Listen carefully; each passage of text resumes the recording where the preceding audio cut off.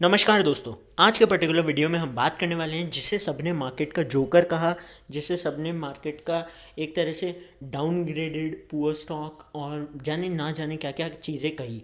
तो आज हम उसी के बारे में बात करने वाले हैं और बात करेंगे कि वो क्या हमारी टॉप ब्लू चिप कंपनीज़ में से एक की लिस्ट में आता है, क्योंकि हम उसमें उसकी क्वालिटी, उसका डिविडेंड यील्ड, उसका ईपीएस, हर चीज़ के ऊपर डीप एनालिसिस करते हैं। तो अगर आप में से कोई भी चैनल पे पहली बार आए हैं और एग्जिस्टिंग भी हैं तो प्लीज़ जाके चैनल को सब्सक्राइब कर लीजिए और बेल आइकन को दबा दीजिए ताकि लेटेस्ट इन्फॉर्मेशन रिलेटेड वीडियो सबसे पहले आप तक पहुंचती रहे। तो बात करते हैं हम आज के पर्टिकुलर वीडियो में आईटीसी यानी इम्पीरियल टबैको कंपनी के ऊपर।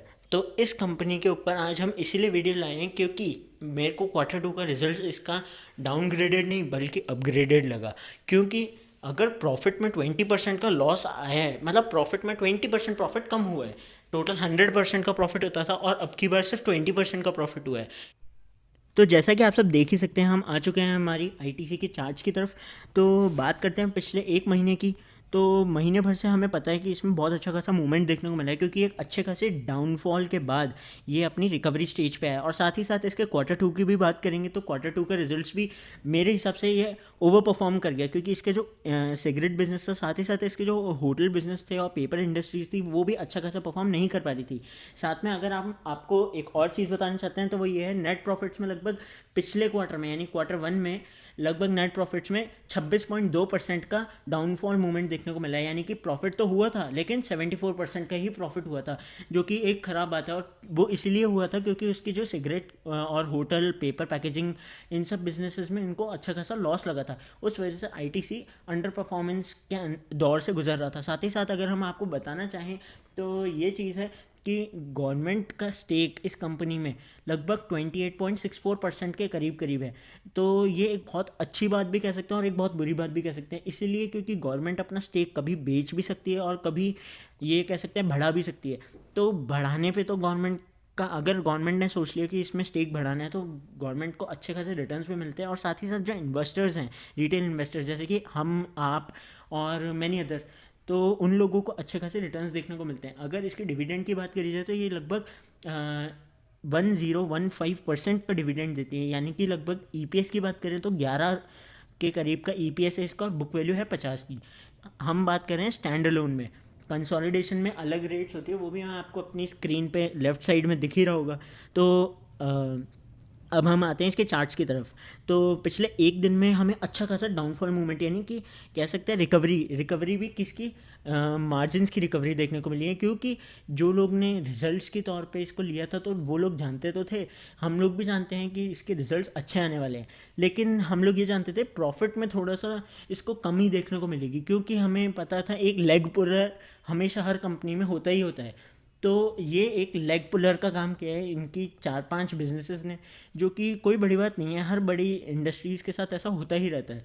और अगर हम 6 मंथ्स के चार्ट्स की बात करते हैं तो हमें लगभग 5% का रिटर्न देखने को मिला है, जो कि एक बहुत कंपैरेटिवली बहुत अच्छी चीज़ है। और अगर हम बात करें मिड ऑफ सितंबर तक की, तो उस ड्यूरेशन में हमको, आप लोग अपनी स्क्रीन्स पे देख सकते हैं, 19.3% का अपवर्ड मूवमेंट यानी कि 31.6 रुपीज़ का मूवमेंट देखने को मिला है मई टू अगस्त की ड्यूरेशन में, जो कि बहुत अच्छी बात है। और अगर हम बात करें अक्टूबर तक की तो हमें 14% का रेट करेक्शन देखने को मिला है। यानी कि ये एक प्रीमियम टाइम है। मैं आपको बताना चाहूँगा, लॉकडाउन से पहले इसका ऑल टाइम लो होता था 209 रुपये, जिसमें कि मैंने एक बार शेयर्स लिए थे इसके। साथ में मैंने अच्छा खासा कवर अप करके और अच्छा खासा प्रॉफिट अर्न करके इसमें से निकल गया था, यानी स्क्वायर ऑफ कर गया था। और मैंने लगभग 280-290 की रेट पे इसको स्क्वायर ऑफ किया था।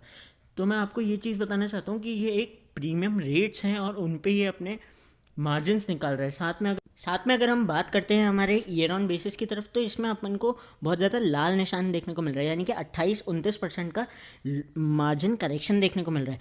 और ये चीज़ एक कंपनी के लिए बहुत ही ज़्यादा डाउनफॉल की वो दर्शाती है कि उसने अंडर परफॉर्म किया, जबकि ये प्रॉफिट बराबर आपको दे ही रही है। चार्ट्स वैसा बिल्कुल भी नज़र नहीं आ रहा, क्योंकि इसमें लगभग सारे लोग ही प्रॉफिट बुक करके जा रहे हैं। और हम बात करें अगर टीवी पे जो एडवाइस दिखाई जाती है हमको, अब देखिए ईयर ऑन बेसिस पे लगभग हमें 29% का लॉस, मतलब मार्जिन करेक्शन दिखा रहा था। लेकिन हम अगर इस पीरियड की बात करें तो हमें ये चीज़ प्रॉफिट में दिखा रही है। तो ऐसा पूरे ईयर नहीं चला, लेकिन इन पैंडमिक की वजह से ये कंपनी को बहुत ज़्यादा इफेक्ट पड़ा है। हो गए, इनको लॉस देखने को मिला है अच्छा खासा, जो कि एक पैंडमिक की वजह से हुआ है, जो ये हर सेक्टर के साथ हुआ है। तो ये ज़रूरी नहीं है कि ये शेयर ही ख़राब हो गया, ये शेयर बहुत अच्छा है और अच्छा खासा डिविडेंड देता है। आपको मैं बताना चाहूँगा, आपकी जो स्क्रीन पे अभी दिख रहा है वो है इसका डिविडेंड परसेंटेज, बहुत ही ज़्यादा अट्रैक्टिव डिविडेंड परसेंटेज। और मैं बताना चाहता हूँ, ये कई बार तो जब बायबैक करता है तो ये प्रीमियम पे ही बायबैक करता है, कभी भी अपने पार पे या फिर कभी भी डिस्काउंट पे नहीं करता है ये अपने बायबैक। अब मैं आपको इससे रिलेटेड कुछ फैक्ट्स भी बताना चाहता हूँ। इसने हमेशा पोर्टफोलियो की जगह इसने बिजनेसेस को डाइवर्सिफाइड रखा है। जैसे कि इसने रखा है cigarette business, hotel business, paper board business, agri business, agri मतलब एग्रीकल्चरल बेस्ड बिजनेस, और पैकेज फूड्स, जैसे कि हम खाते हैं ना जो एयरप्लेन्स में मिलते हैं। अगर हम लॉन्ग टर्म इन्वेस्टर्स की बात करें तो मैटर नहीं करता उनको कि क्या रेट है, मैटर ये करता है कि वो डिविडेंड कितना देती है। तो डिविडेंड क्या, आप पहले ही बात कर चुके हैं हम लोग आपसे कि ये अच्छा खासा डिविडेंड यील्ड भी देती है। डिविडेंड यील्ड इसका लगभग 5.56% का है, और डिविडेंड भी लगभग 10% के ऊपर देती है, और ईपीएस भी इसका 11 के ऊपर है, यानी कि बहुत ही ज़्यादा अच्छी बात है। और अगर इसकी रेट्स भी बढ़ी तो जानते हैं सोने पे सुहागा जैसी बात हो जाएगी। और बात करते हैं इसके Q1 रिजल्ट्स की और Q2 की, तो मैं आपको कंपैरिजन एक बार दिखाई देता हूँ। तो जैसा कि आप सब अपनी स्क्रीन्स पे देख ही सकते हैं, नेट सेल्स टर्नओवर जो है वो सितंबर क्वार्टर में लगभग 11,976 के करीब करीब हो गया है, जो कि बहुत इंप्रेसिव नंबर्स निकल के आते हैं हमारे Q2 के रिजल्ट से।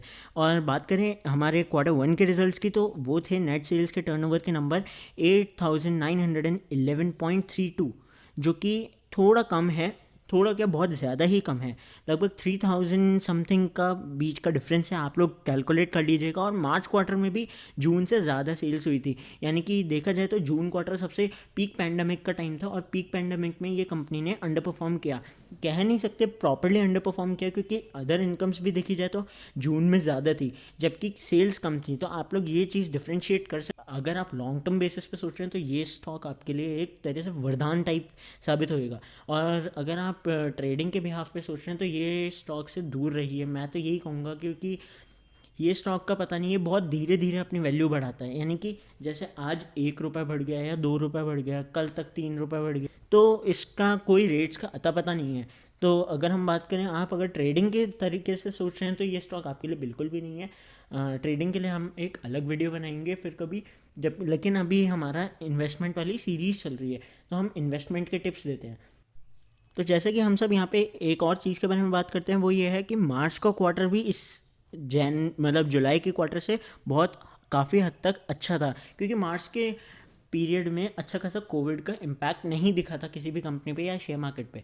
जो कि आफ्टर इम्पैक्ट की बात करी जाए तो जून से सितंबर के बीच जो इम्पैक्ट और जो कह सकते हैं डैमेज हुआ है हमारे इकोनॉमी को और हमारे शेयर मार्केट को, तो वो सब आपको मैं चार्ट्स के थ्रू बता ही चुका हूँ। और साथ ही साथ हम अगर नंबर्स की बात करें तो नंबर्स पहले के कंपैरेटिवली अच्छे हैं, सेल्स भी सुधरी है, यानी कि इनकम भी अब नेक्स्ट Q3 में बढ़ेगी, और ऑब्वियसली ये बढ़ के ही दिखेगी हमको। क्योंकि अब अगर हम बात करते हैं हमारी नीचे ये वाली लाइन की, तो यहाँ पे आप देख सकते हैं Q1 में इसको 26% का नेट प्रॉफिट में फॉल्स थी, यानी कि कम थी।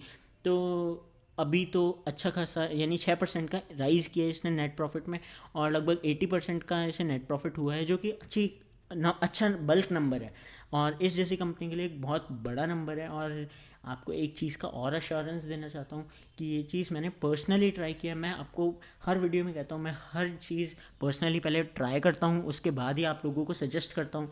और अगर आप लोगों को मेरा पोर्टफोलियो रिलेटेड वीडियो देखना है तो आई बटन पे लिंक है, आप जाके वहाँ से भी देख सकते हैं, डिस्क्रिप्शन में लिंक है। और हाँ, डिस्क्रिप्शन में मेरा इंस्टाग्राम आईडी भी है। अगर आपको कुछ समझ नहीं आता DM करके कि कौन सी कंपनी का आपको आगे केस स्टडी चाहिए।